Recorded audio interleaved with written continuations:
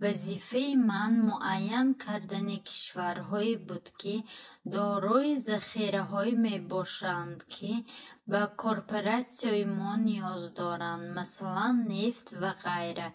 ما چنین کشورها معین میکنیم و برای این کشور از بانک جهانی قرض کلان جدا میکنیم یا یکی از فیلیال های آن، اما در اصل پول به کشور نمی رود.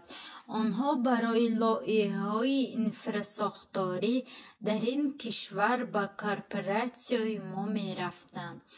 لایحه‌های بزرگ انفراساختاری در نوبت اول به کورپوراسیون ما فایده کلان آوردند و اینچنین به چند عائله ثروتمند در این کشورها برای ثروتمندتر شدن کمک کردند.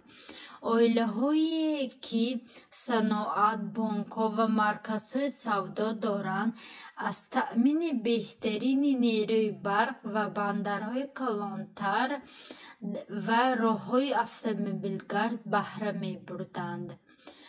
اما بیشتر مردم واقعا عذاب می‌کشیدند، زیرا پول تندرستی، معارف و دیگر خدمات اجتماعی برای پرداخت این قرض‌ها می‌رفت و نهایت مملکت چون قاعده قرض‌های خود را ادا کرده نمی‌توانست.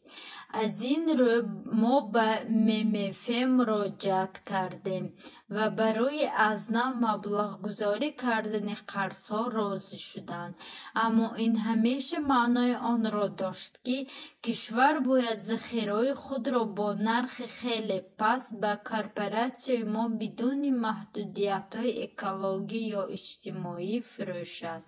شاید در سازمان ملل متحد به طرفداری ما آواز دهند و ما اجازه دهند که در قلمروی آن بعضی حربی سازیم و این است که ما واقعا این کشورها را توسط قرض غلام کردیم و ما در این کار خیلی خوب هستیم.